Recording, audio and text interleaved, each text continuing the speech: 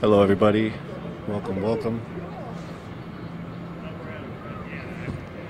This is Nico from Unicorn Riot. We're here downtown Minneapolis, outside of the government center where they just wrapped up court for the day. And the first day of the Derek Chauvin trial. We have right here "You are welcome here" sign. This has been a new sign. It was replaced the "Do not come with these items" sign. Within this sign, this shows what the Hennepin County government is saying that you are restricted to do on this premises. People have not protested on this premises yet. There is supposedly this free speech zone for people to protest. They have not utilized that. People used the streets today to protest here in downtown Minneapolis.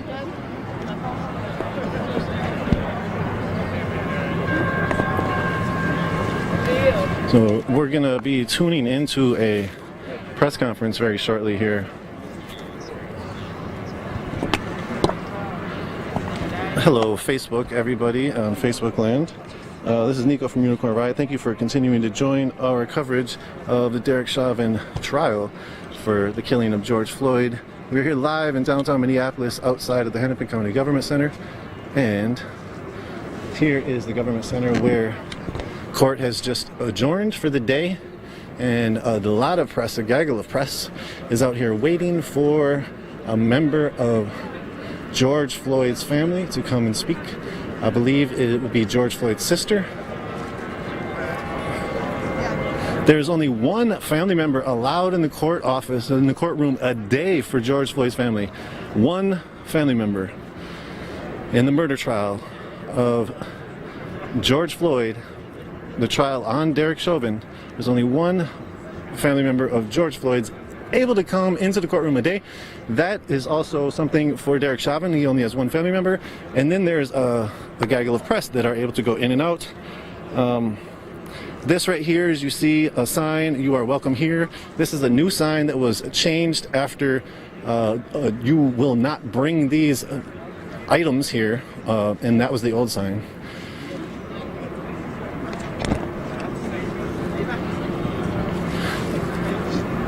So today at the court, there was some motions heard, and basically one of the motions heard and talking about jury selection and talking about some of the rules of the court and rules of the jurors. One of the things that they're trying to do is pass background checks on the jurors. So jury selection is a very important thing in this trial. It can depend on what happens with George Floyd, obviously, and with Derek Chauvin, obviously, in the case of George Floyd's killing. So we'll see what happens with the jury selection coming up in the next few days. I'm going to take a seat because my seat is now getting taken, and we will wait for this press conference. Try to give some more updates as well.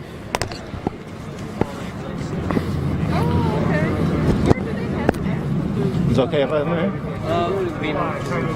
You okay if I'm right here? Yeah, I guess so. I mean, that's fine for now. Cool. Thank you. Just wanted to check and make sure if I'm in your way, just tap me and move me. Yeah. I'm not shifting anything, so. All right. Yeah. As long as I can rest beside you, right? Yeah, hey, it's a pillow. It's a pillow, right? Hopefully I won't need to use that. So again, this is the view from what you will see in the press conference coming up shortly. We wanted to make sure that we were live for this to bring you the press conference. When it happens, it should be happening in the next 20-30 minutes, maybe sooner, hopefully sooner. Hey, good, how are you? You too? All these cords everywhere.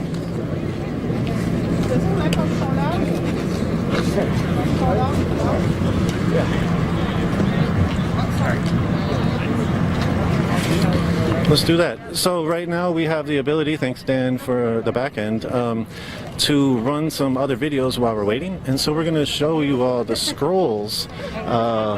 Basically, CUAPB, Communities United Against Police Brutality, has listed over 400 stolen lives from police interactions in Minnesota, really from since 2000, but it also goes back a little further. And so We're going to play that scroll video for you all while we wait. And so continue to follow us, and we'll be here for the press conference very shortly.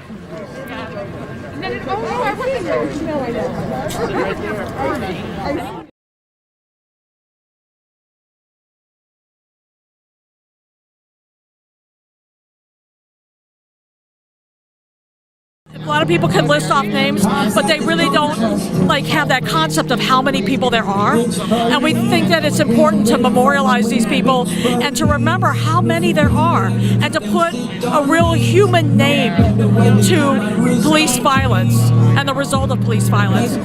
Even the media a lot of times doesn't tell us that, and we get a lot of this from the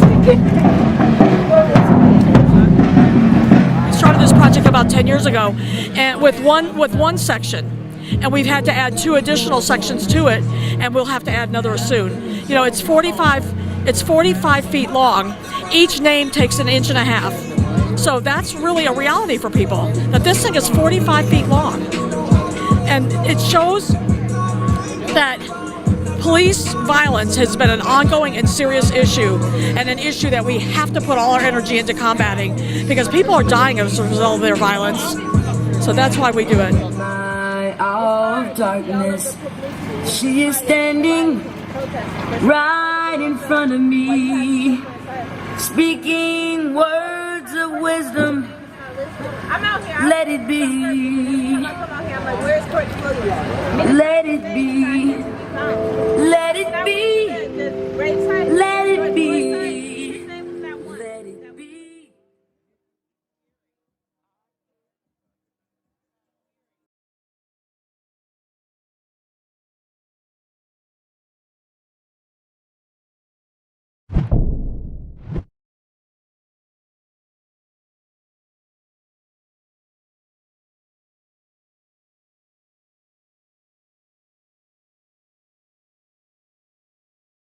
I'm in Duluth, Minnesota, where a historical marker was unveiled to commemorate the 100-year anniversary of 3 black men being lynched.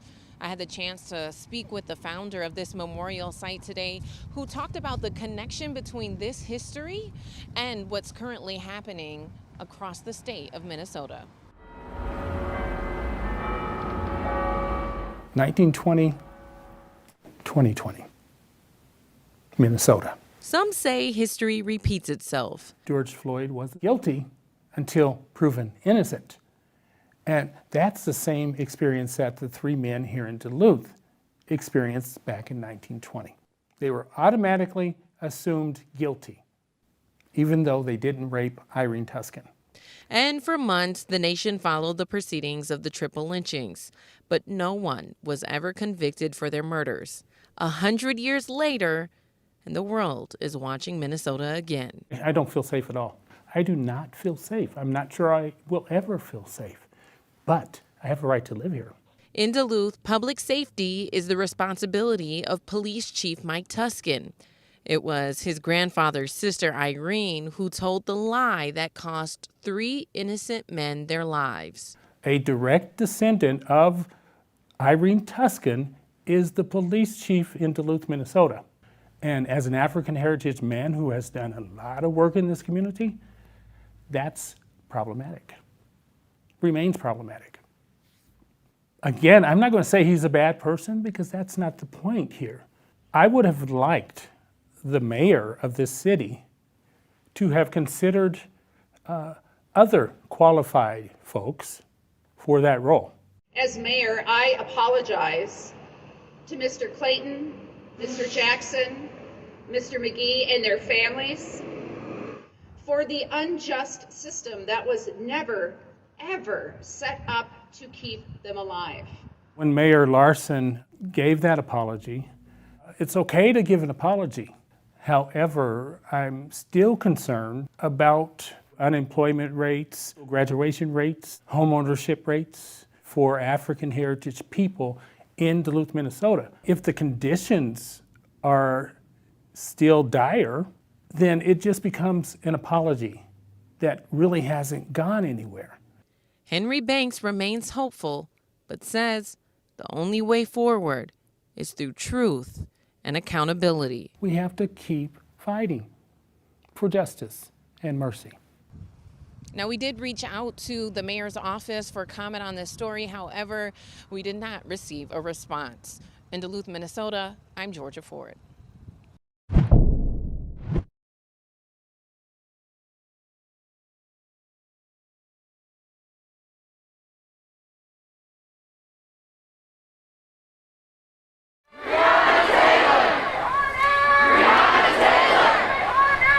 It's been 104 days. Breonna Taylor was killed on March 14th. It's going on 4 months now. They didn't even knock. They just busted into her crib and killed her, man, straight up. And then they tried to throw her boyfriend in jail for defending himself. That's bullshit, man. 104 fucking days. And the most they've done so far is fire 1 officer. 104 fucking days. You can do better than this. You can do better than this. 104 fucking days. We gotta do better. 104 days. We have to do better. We have to do better. Justice for Breonna. Justice for Breonna. Get it? If Breonna don't get it, shut it down. If Breonna don't get it, shut it down. If Breonna don't get it, shut it down. Say her name. Just the fact that she was like an essential worker, and I was an essential worker myself, it's really painful. Like, we're out here trying to protect the most vulnerable, to serve them, and then in turn you get killed, and it's inexcusable. It's inexcusable.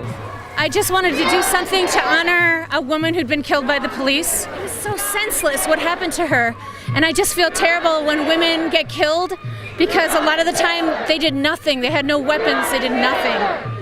And she was an essential person as well as an essential worker. So that's what this is all about.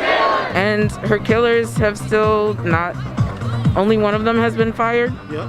And that's pretty much it. So we need more justice than that. Right now I'm currently, struggling with like the abolition framework, that like prison is not something that we should be going for. And so part of this has also been trying to reimagine what consequences look like for people's actions, for cops' actions, when we want to, and we should be, shutting down prisons as well. I'm still struggling with that. And that's a really good point. Yeah. Is there alternatives that you have in mind that are possible, maybe consequences, for lack of a better term, for an officer than throwing them in prison? I'm sure that there is, and the only thing that I can think of is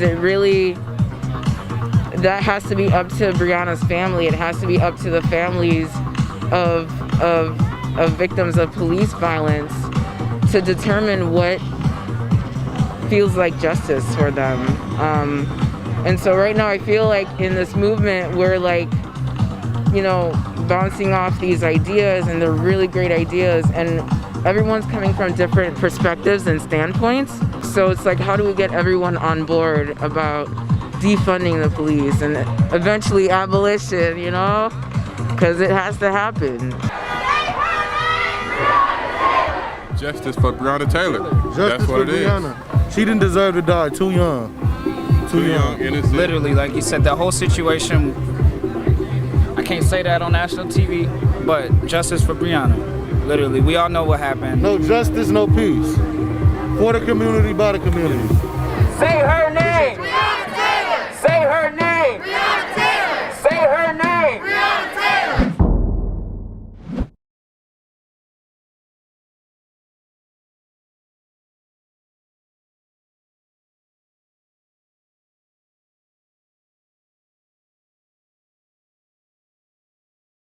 I probably count 5, 6, 7,000 people here today. 5, 6, 7,000 people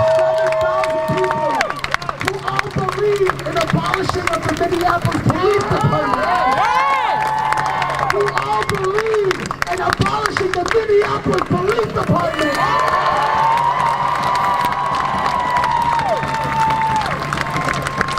If y'all don't know why we're here right now, that's Jacob Frey's house, y'all. That's Jacob Frey's house, y'all. Right there.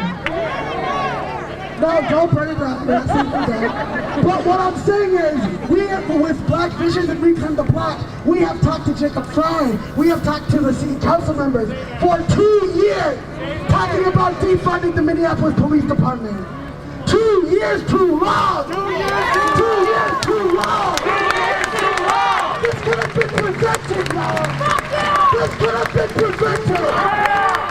I'm here to tell you right now, we're no longer asking for small crumbs. We're no longer asking for them not to increase this shit. What we're asking for is to abolish the motherfucking Minneapolis Police.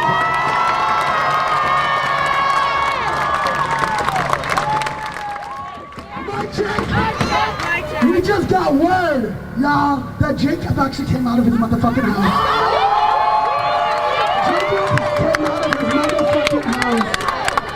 Jacob, where you at? Jacob, where you at?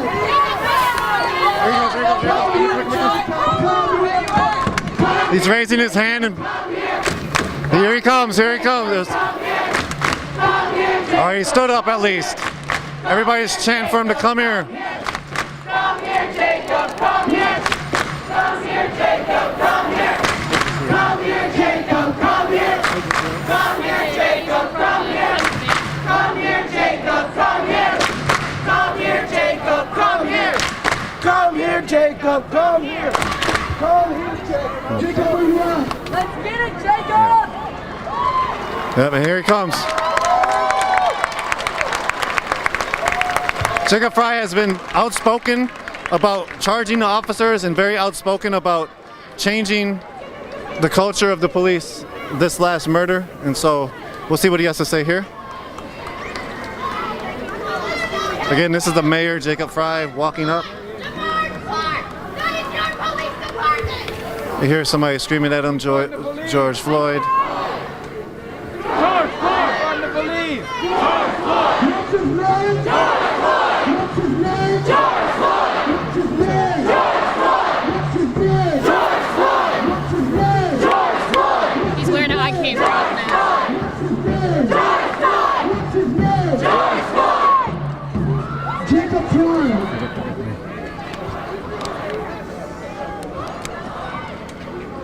We got a couple questions to ask. When are they going to jail, Jacob? Ask me. Hold up. Excuse me real quick. Be quiet! Everyone quiet! Be quiet! As the mayor of Minneapolis, who is responsible for the death of George Floyd, by investing in the Minneapolis Police Department, by not listening to community members for the last 2 years. The last 2 years. Are you going to vow right now, this is the only question we have for you, to abolish the Minneapolis Police Department?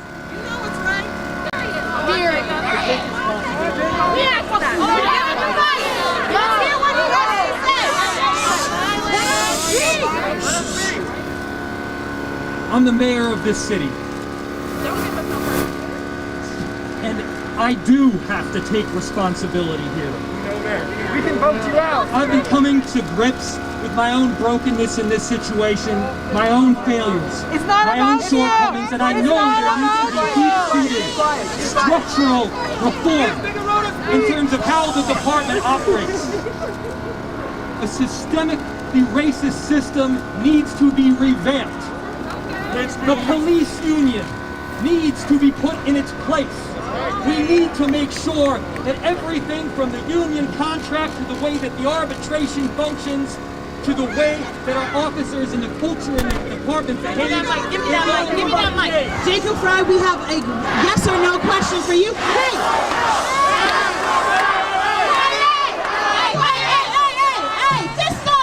Fist up, y'all. Fist up.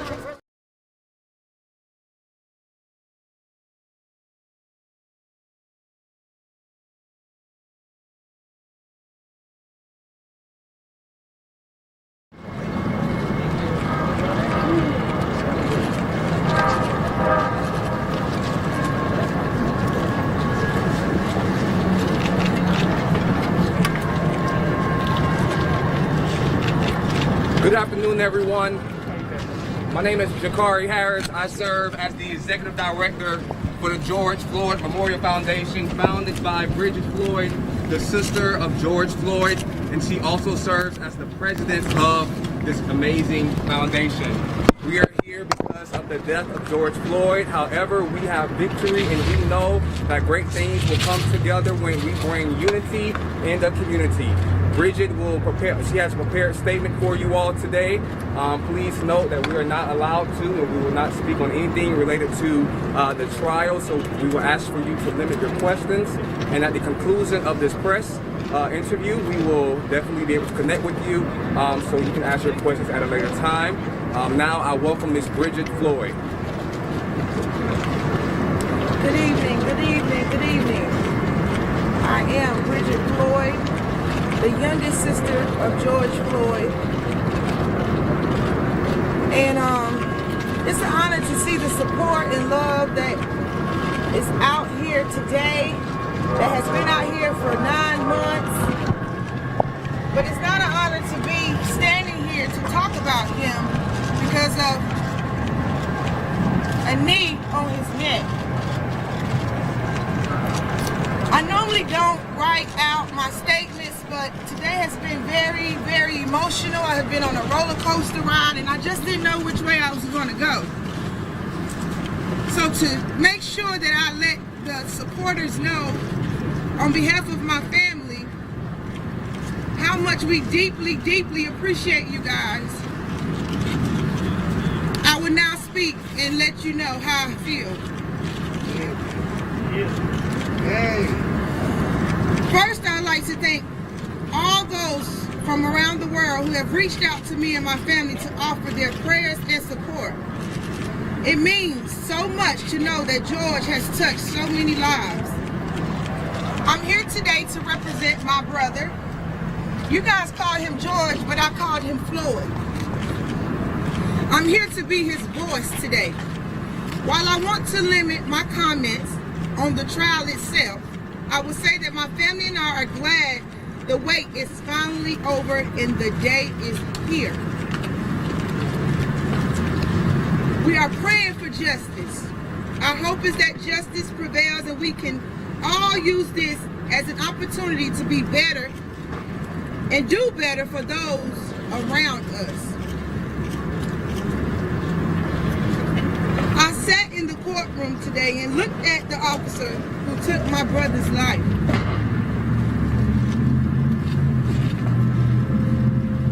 I just really wanted that officer to know how much love Floyd had, not only by me and his family, but you guys too, and the people around the country.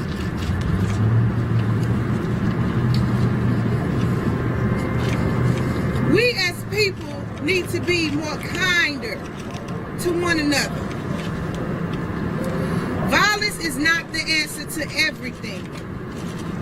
Sometimes we need to take a step back, think before we react, and that's me, you, officers. It doesn't matter. That's not the answer that always needs to be. I miss my brother. I miss my brother. George, as you guys called him, will give the shirt off his back to a stranger. That's how we roll. That was him. He didn't have to know you, to love on you, to give you advice, to be a shoulder to lean on. He had his own troubles, but he also made sure that no one seen the trouble he was going through. If you was going through, you could never, ever know what he was going through because he didn't let you see that side of him.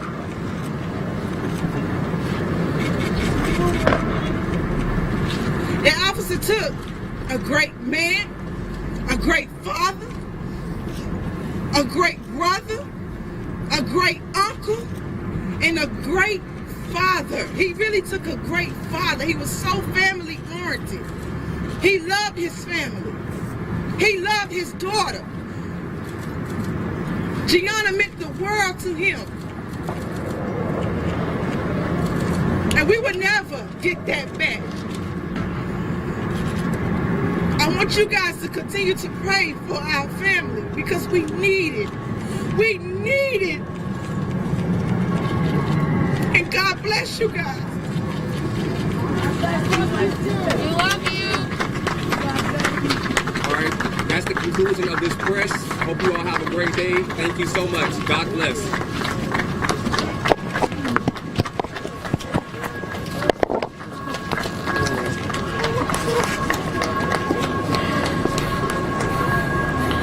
So you see,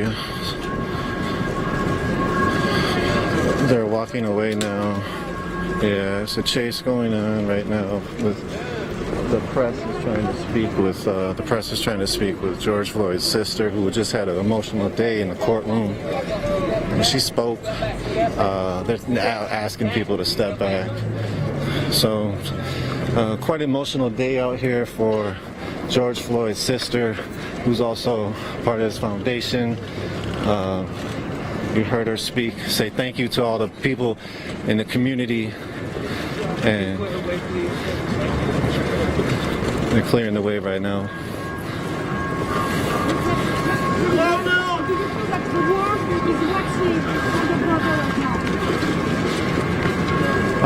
She was asked by international press, do they feel like the world is watching? And she shook her head yes.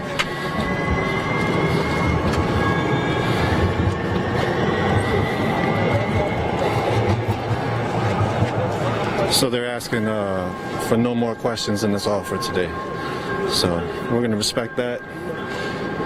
So that's what you heard from George Floyd's sister, who just spoke about George.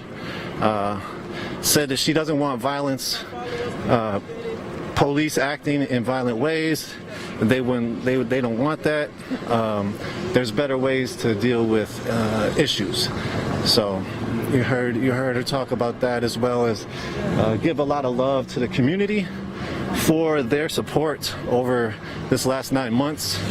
She said it's been a whirlwind, and she is glad that the day is finally here.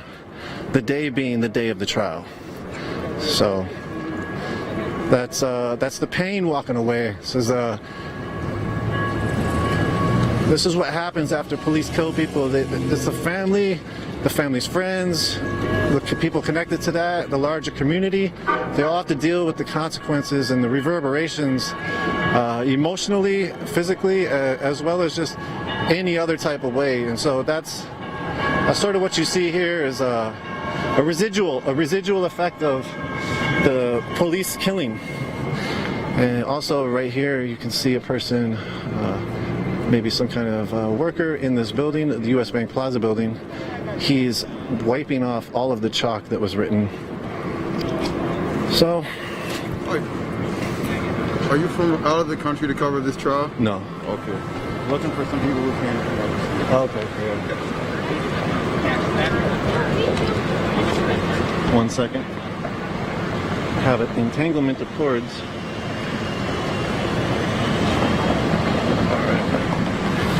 We're going to cross the street back over, see if give you a quick rundown, and then we'll probably take the stream down.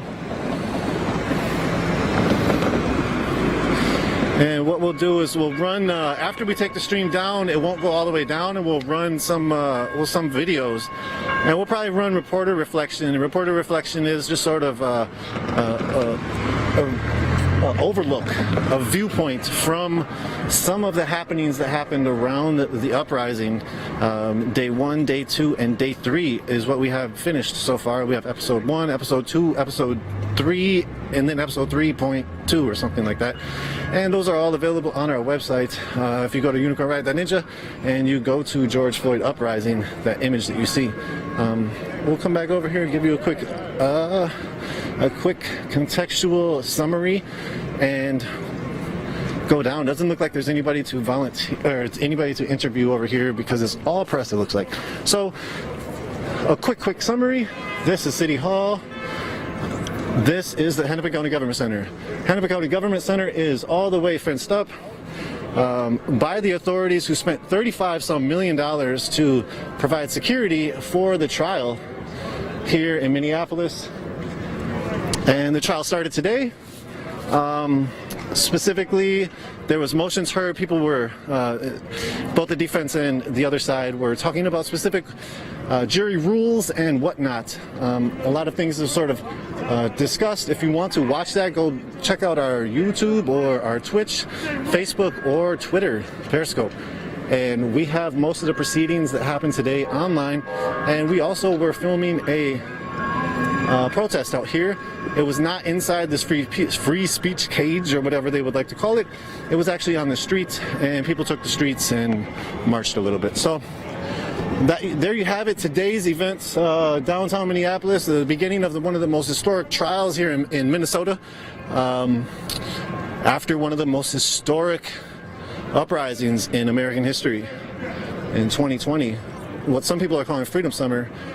It was a lot of police misconduct that was pushed against, excuse me, and police accountability that was pushed for.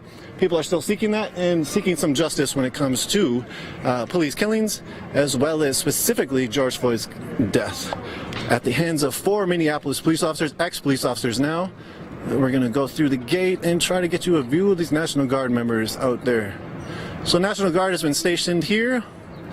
There is 1,000, I think, National Guard members in East Metro, 2,000 National Guard members in the West Metro, I believe, and 1,000 or more officers from different departments and from all over. The feds are here and everything else. So if you want to know about a Fed plane that was flying over Minneapolis the other day, go to our website as well. So that's about it. We're going to bring the stream down. We have the dual stream going on and the new ability in the back end to show the court as well as show you all some videos while we're waiting, as you saw earlier today, just a little bit ago, or show you videos as we're exiting. So thank you all for tuning. This is Nico from Unicorn Ride. Thank you, Dan, for running the back end, and D. And we're gonna say bye from Minneapolis for now and bring you some footage that was shot during the George Floyd uprising. So you all take care and have a good night. We will continue to cover the George Floyd trial within the next few days as well as the next month. Take care, everybody.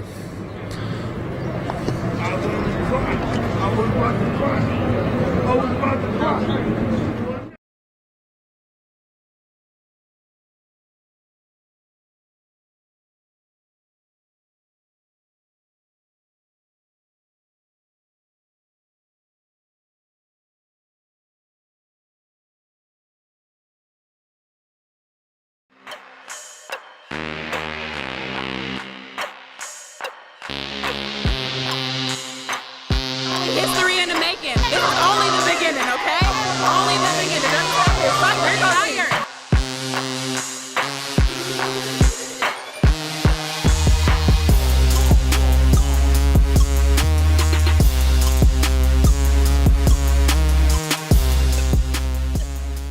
All y'all embarrassing the whole nation.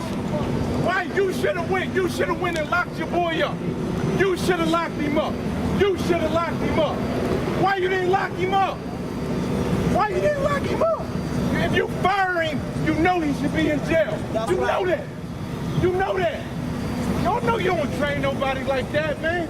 What I witnessed third day and the third night was people that were continuing their sort of besiegement of the precinct. It never let up. From the first 2-3 days, it never let up. When I went home, there was people still in the streets. There were still people surrounding the precinct.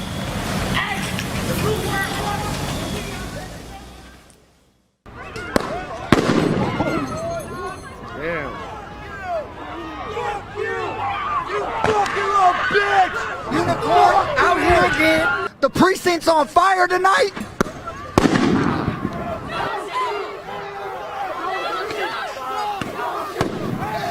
The people ain't gonna go for it, man.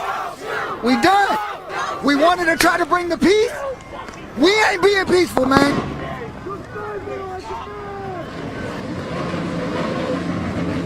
Honestly, I really think the system is really just built against black people, man. Like this, because you don't really see them doing this shit to white people all the time. This shit's crazy. The police never communicated with any of the crowd.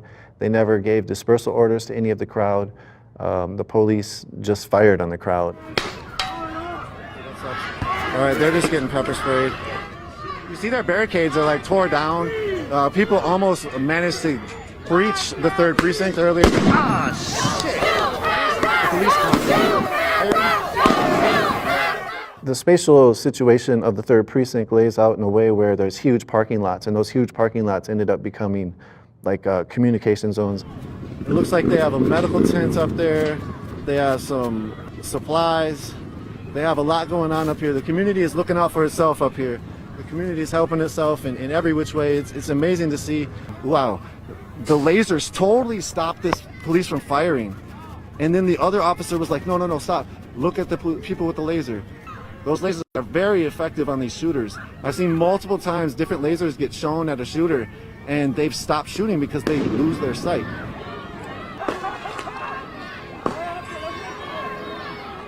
That's tear gas, that first one. They're putting buckets and cones on it.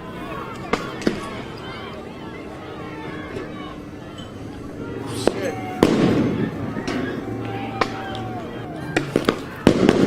This is a genuine uprising. This is thousands of people. It's like the whole parking lot. There's fires in it, there's parties in it, there's people seeking justice. There's hundreds of people out here on these streets. There's thousands back here. God damn.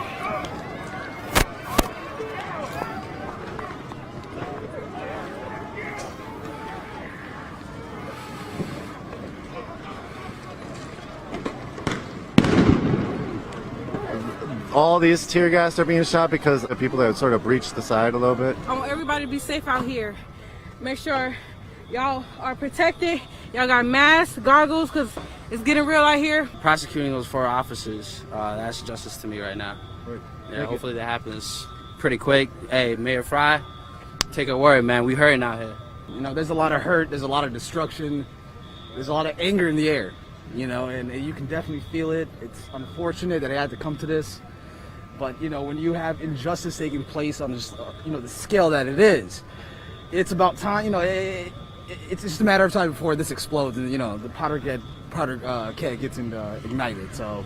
We had gone down to Target area and we're interviewing people. One of them specifically was saying, as some fires were burning, that they were hoping, as they were a Southside resident their whole life, they were hoping that that wasn't in vain. They had told us a story about how forest fires will be created, but then it's a beautiful new growth that happens after them. They compared that to what they hope they saw after this. If properties and things have to burn down for new things to rebuild, then that's what it is.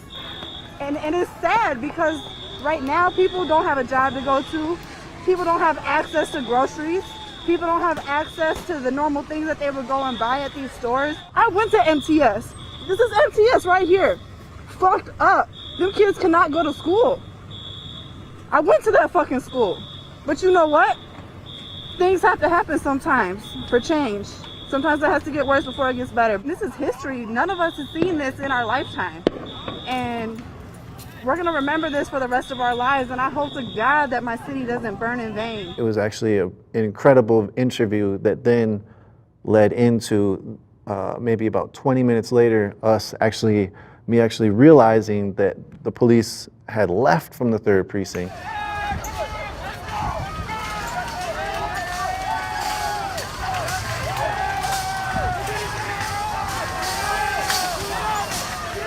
What we saw in the videos of them leaving was the police leaving really abruptly and quickly in some transport vehicles and shooting a lot of maybe their less lethals that they had at that spot back at the crowd as they left.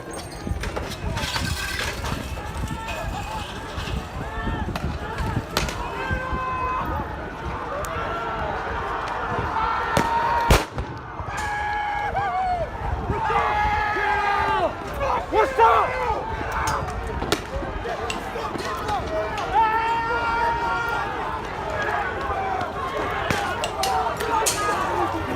Well, everybody was chanting and everything like that, and all of a sudden I could see the cops going into their vehicles and stuff like that, and the next thing I know, everybody was just chasing after them.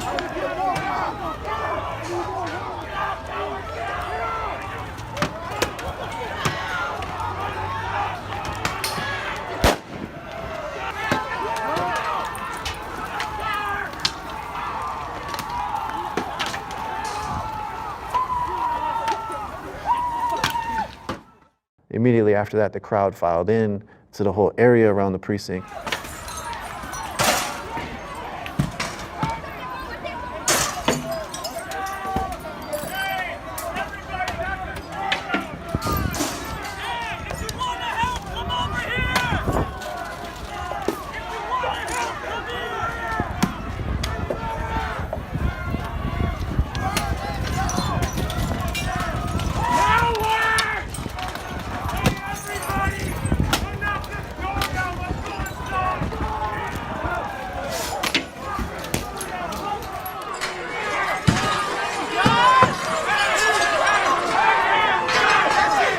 This is the precinct right here, the people that breached.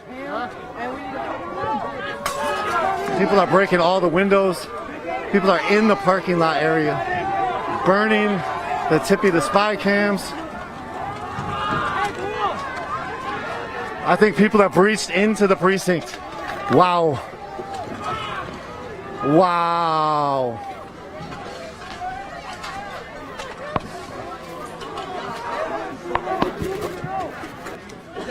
People breached the precinct.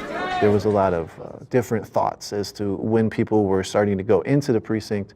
What smoke was coming out? Was it tear gas? Was it the police shooting at people? Were they inside still? So it was really tense moments out there. We ended up going into the precinct. Before we went in, we saw people coming out with like riot shields, with a riot helmet specifically, people that came out with belts, with handcuffs on them.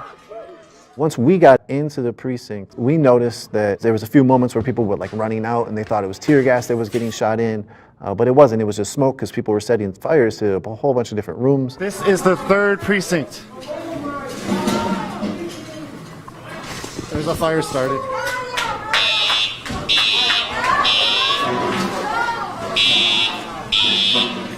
And the sprinklers are coming on in that room. This is the 3rd precinct right here. It has got ran through. Fires are starting in multiple rooms. The 3rd precinct. The precinct where the officers were employed.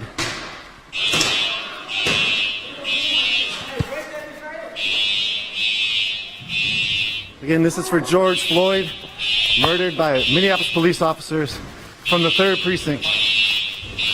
This is what they were drinking on their breaks.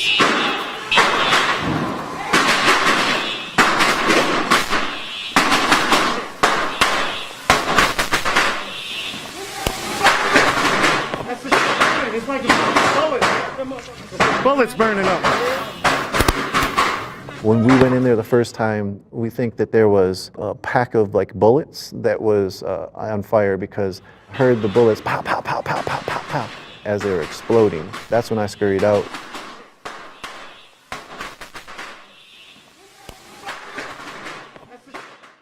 There's 2 rooms in there already set on fire. People are going in to set more on fire. The 3rd precinct in Minneapolis is about to be lit on fire. The rage is palpable and physically seen and felt.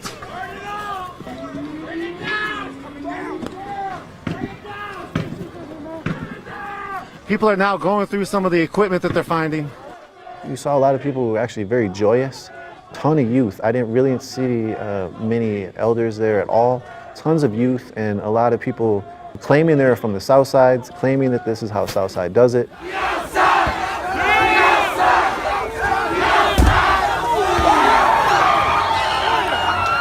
A lot of people just continually saying fuck 12 and fuck the police, and this is what they get, and burn it all to the ground. And those were some of the similar things that we continue to hear. We ended up going back in there a little bit later and saw a little bit more of the damage, and it was just a ton of water on the ground, just flooding out.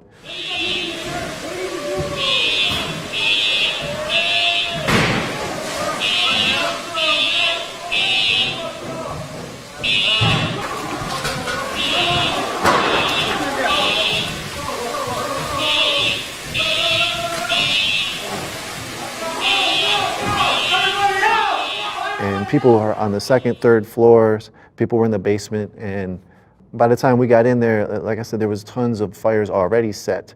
But the sprinkler system was incredible, and so the sprinkler system was setting out every fire that was getting lit. People were continually trying and trying and trying.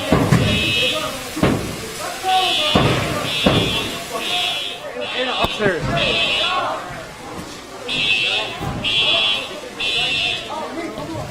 People came out with a Minneapolis police jacket and burnt that on the side of the parking lot. And so people were joyous when that was burning. It was very interesting at that moment where I was filming. You could see Target in the background. You could see fireworks being lit off as people were celebrating the precinct being taken down, and people were burning a Minneapolis Police Department jacket right there. And so people were cheering that on. Looks like that is a Minneapolis police officer's shirt, jacket.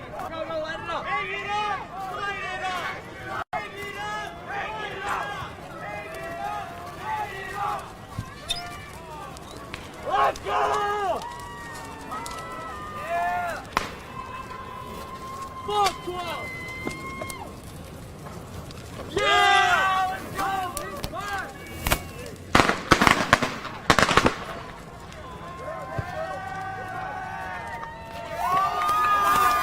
We serious out here. We mad as hell.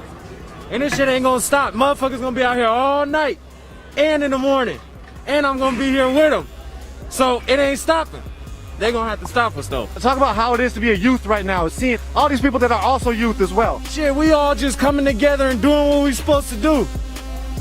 They hurt dudes, so we gotta do this. We gotta show them we ain't going for that no more. You know what I'm saying?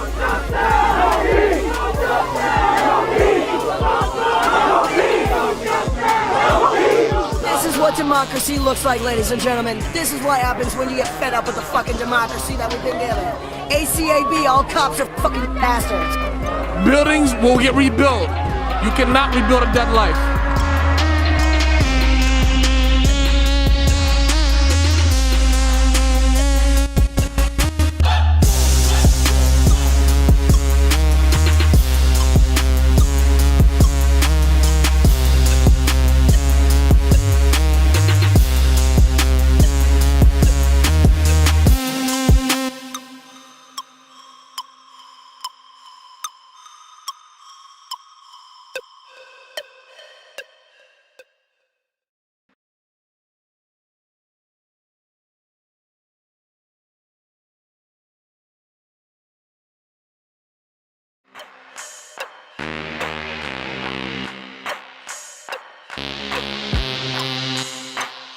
History in the making. This is only the beginning, okay? Only the beginning. It's fuck, we're tired.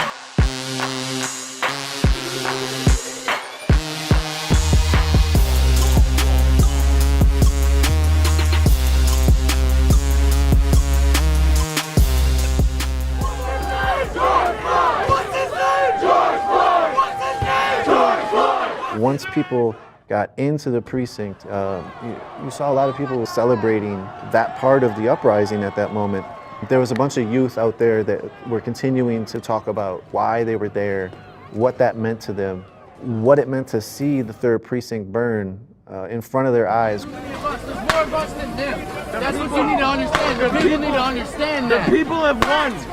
There's more of us than there will ever be of them. Nigga, we burning this bitch down, nigga. I grew up around here, nigga. Fuck this building. Fuck this building, nigga. I used to come get tacos around this bitch, nigga. Fuck them tacos, nigga. Fuck that shit. Fuck it all. The people is pissed. We sick of this shit. We don't give a fuck no more. Y'all want to live comfortably? Fuck you. It ain't like that no more. Nigga, we hate it. We'll come to you. Fuck you. We everywhere. We'll take this motherfucker down. Fuck y'all niggas. Regardless of your position and your power, like if you murder somebody, you should go to jail for it just like anybody else. There should be no questions. There shouldn't be no surrounding your house and protecting your feelings. No, fuck you. It's fuck us, fuck you. You got your knee in my neck? You gonna watch me die? Fuck you. This shit been going on for 400 years. This shit been going on since the 50s, 60s, 70s. My daddies, my grandfathers, and everybody else. I got kids out here. I got 2 boys. You can't keep doing this shit. We can't keep doing people protests. You just can't keep doing the same thing and get the same results. Shit gotta change, some way, somehow.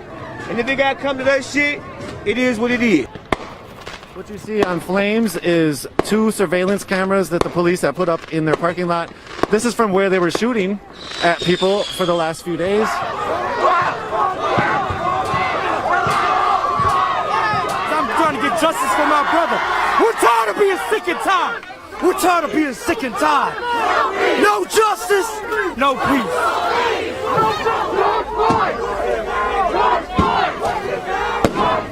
The person y'all killed, that was my homeboy, man. The shit fucked up right now, man. We want justice, man. That's all we want is justice. He was a cool dude. I always said love you to everybody, love anybody in the world, didn't care who you was. How you feeling about the response to your friend being killed? They should have just arrested the officer. That's just need to be served.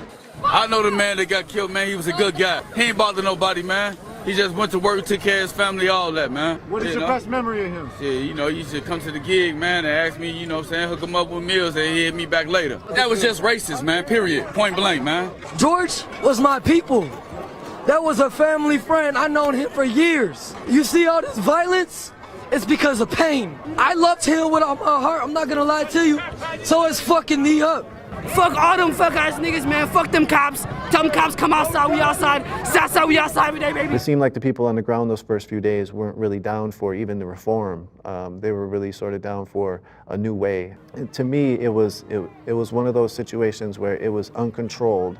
The protest wasn't a protest, it was an uprising. And that uprising was organic, and it was created by the rage felt against systems of oppression for hundreds of years. This ain't decades of oppression, this is centuries of oppression. Since they took the first slave off to the fucking coast of Africa, this has been oppression. This is the country built by white men for white men. They love to shit on us, but at the end of the day, if it wasn't for us, this country wouldn't be shit. It wouldn't be no motherfucking America. This country was built on the back of slavery, man.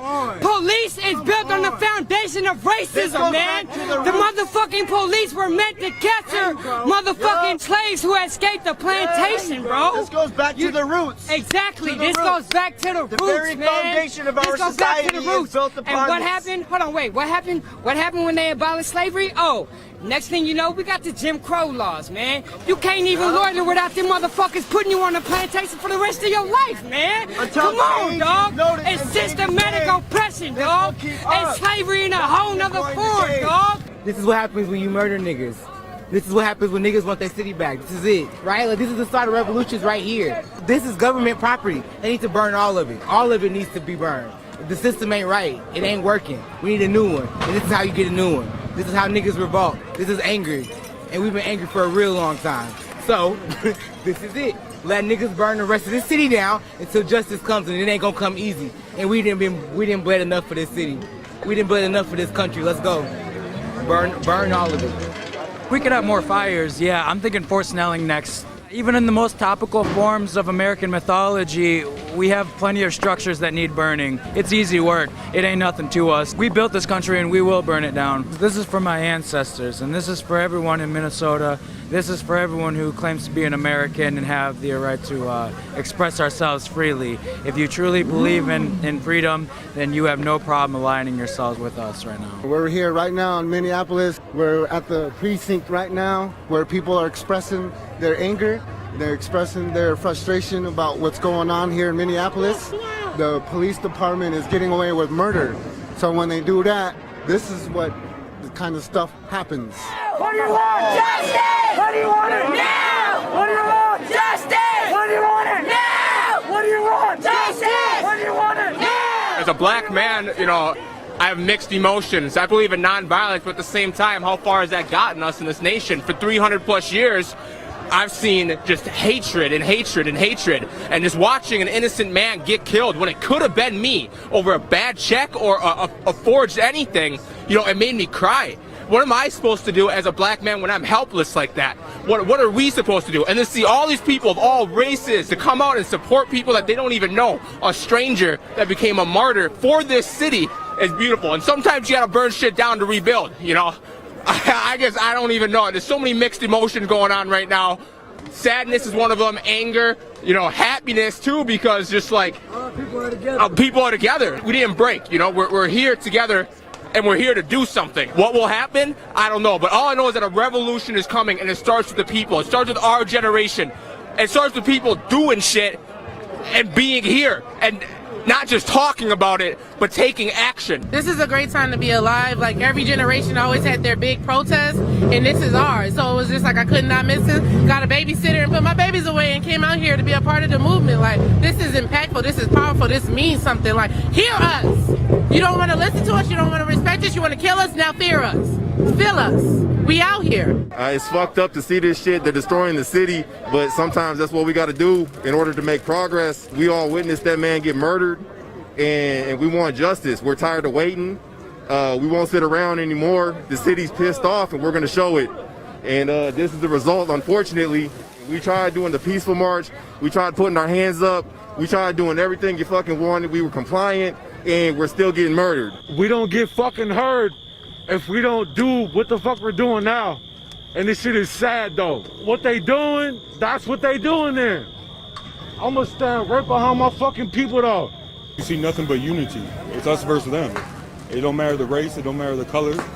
Everybody's on one side, you know.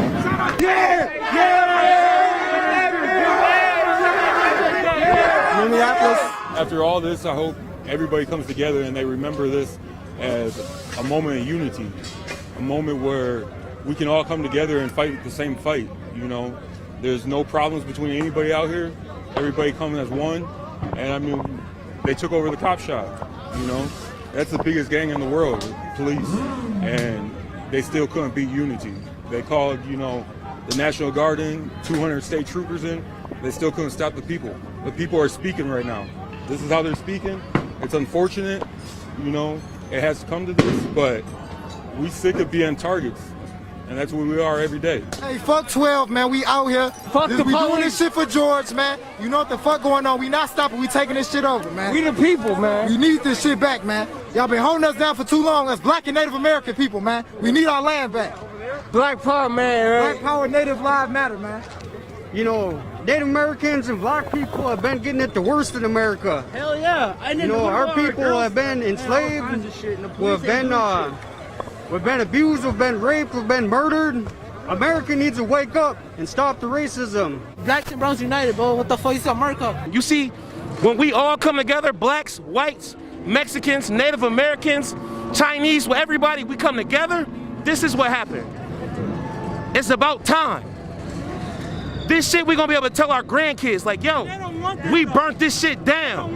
They gotta feel us. All that protesting, marching, Martin Luther King bullshit, that shit is dead. Now we gotta feel us now.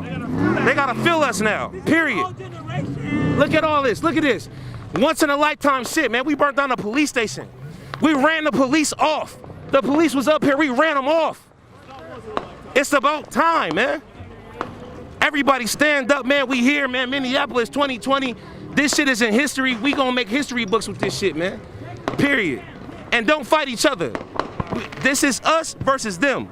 We all gotta be together. We can't be fighting against each other, peaceful protests, or rioting. We all have to stick together no matter what, and we all gotta love each other. That's period. Look, with all this mayhem going on, there's peace among the people. They're not fighting each other. We are here together. This is history in the making. The whole world is watching. This is not just for our city, okay? This is for change everywhere. I just want this to be known not by its violence, but by the meaning behind it. This is for George Floyd and for everyone treated incorrectly by the police officers everywhere.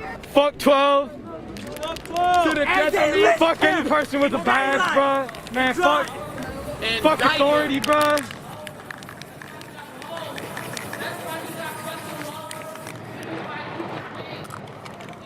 Leaders of Minneapolis, you are watching this right now. This is happening.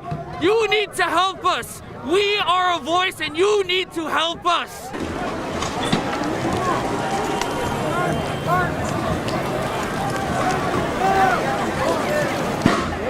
That is a USPS truck, or van, I should say, that is on fire. Fuck the bitch-ass police. Fuck the police, alright? This is what happens when you fuck with us. He's gonna run the USPS truck, which has been stolen, into the barricades.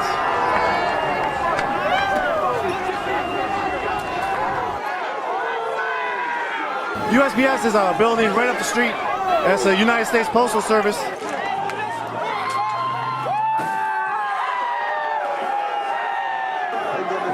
You see the two USPS trucks getting burnt up. Peace, love, unity, respect. If we had that around the world, this shit wouldn't be happening. Hey, and to the cop that shot me, put 8 staples in the back of my head yesterday. Can you see that on the film? Can you see it? Yeah, you got stitches up in there. Wow. Yeah, put 8 staples in there. What happened? So I was walking away, and next thing I know, I blacked out. Some bitch ass cop shot me. Hey, but tell me why I came back the same day out of the hospital. I was taking a tear gas canister and trying to put it in some water, and the second that I touched the canister, I got 1 round to the arm, 2 to the face, and 1 that rizzed past my eyes. But I'm good. I'm gonna get some stitches tonight, but just fortunate to be good and fortunate to be out with all these people. These bullies with guns trying to save the 3rd precinct. 3rd precinct gone. Sin don't live there no more.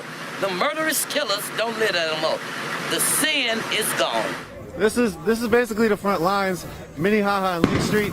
Woo! That was a firework. This is the precinct. This is Minneapolis precinct. This is the 3rd precinct.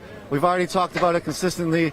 This is where the police are housed. This is who was employing Derek Chauvin, one of the murderer of George Floyd. Derek Chauvin had already killed 1 other person, Wayne Reyes, and already shot 2 or 3 others, and had been involved in other shootings. We spoke to a person earlier. His name was Daniel Davenport. He's the chairman of National Equal Justice Association, I believe, of Georgia. And he said studies have shown if a police officer has killed 1 person, they will likely kill again. Most of the killings come from people that kill twice, right? If you kill once, you're gonna kill again as a police officer. As soon as they tell me that the same cop that murdered him killed somebody else, we in Oakland looking at data like that. The data show you likely to kill somebody, so it's just sad that we come here, we already knew this. People don't realize the cities, the structures themselves are often afraid of the police departments because they're powerful, It's not, the police force came out of slave catching, and a lot of the Venn diagram between the early Klan and the police force were the same. They had a crossover. And it attracts, obviously, people with authoritarian personalities, and Stanford Prison Experiment, and, all of those things. I was a previous law enforcement officer. Everything did was against fucking protocol, and it's all bullshit, dude. This is nothing different than the Rodney King riots. They went through training. They don't know you don't pin nobody's knee on nobody like that, but they think people ain't gonna call them out. If it was me, if it was you, we'd be in a cell. We'd be in a cell right now. And we ain't going for this bullshit. He's 100 cops guarding his fucking home right now. We ain't going no more. Power to the people. It's blatant racism at this point, I feel like, and so people are just done with it. People are just fed up. Especially here in the city of Minneapolis. People talk about like Minnesota nice, but like low key, like that shit don't really exist. Cosby, like they be horrible out here, man. Now we want to talk about white supremacy here for a moment, folks. Our police union president is an ex-quote-unquote white supremacist motorcycle fucking gang president, and that's a fucking fact. He's an ex-white supremacist. How do you have an ex-white supremacist in charge of all these police? You don't think there's police gangs out there that are full of white nationals? You need to start waking up. More barricades coming in. This is a street light. The bus shelter is getting tore up right now. This needs to happen, and I hope that the police and the state decides to do something finally, once and for all. More street lights going out up here. This stuff has had to happen. I may not condone everything that's going on, but it's all for the greater good at the end of the day. This is really amazing. We've never seen anything like this. There's so many people out here. There's so many young people out here. We are fed up, and this has been years and years and centuries of hatred and evil. How you feeling? Fuck the police. That's how I feel. Period. Fuck the police. That's why they got burnt the place down. That's why they're not there no more. You want to talk about what it is to be a youth right now and seeing all this with a bunch of youth out here? This is history. This is history. This is history. It's some real shit. It's been some real shit. Y'all took it as a joke. Nigga, who playing now? Who laughing now? Key, not me, nigga. What's up? We are literally posted at the police station exactly where they were standing. We are taking a stand. I might not approve of the violence, but I will stand for my people tonight. I am standing for my people tonight. We are hurting. This is years and years of hurt. This is not just about George, and I can feel that. This is not about George anymore. This is the hurt. This is the pain. This is the people that we have lost. This is all of it. We are tired. I've been beat up by those same cops, man. They have fucked us up for too fucking long, man. It's not right. It's so fucking great seeing our whole community come out here and fuck shit up like this. If they never would have done this shit, none of this would never have fucking happened. This is how the young people do it. I have to respect that, and they have to get the attention, and they're very aggressive, and I got to give them their props. I'm not disappointed. You got to do what you got to do. So new times, new way of doing things. I went downtown, right? I saw all the cops. They're gone. They're all downtown.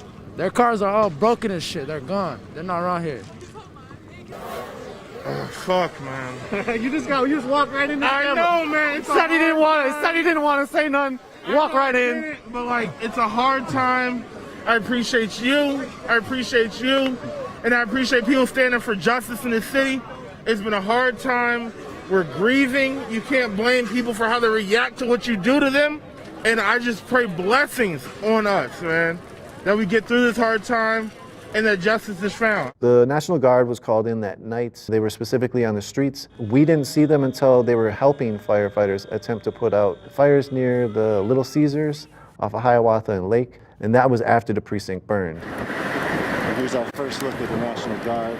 They shut down this whole street right here. We ran into also Kim Handy Jones, who lost her son to St. Paul police in 2017. We talked to Kim, sort of cap her on that day, because what Kim has said as somebody who lost a son was very important, in my opinion, to realize where the family members then come from. As George Floyd's family is then probably feeling the third day, just all this distraughtness and grief and anger, and she was still feeling that from years ago. And so she brought that into our conversation and sort of brought it all back to the point of property damage is something that can be fixed, but George's life couldn't be replaced. But this is not about looting, as they want to try to deflect it. Keep George Floyd in the forefront of your mind. I, as a black woman who's lost a son, know that mortar and brick is not more important than the life.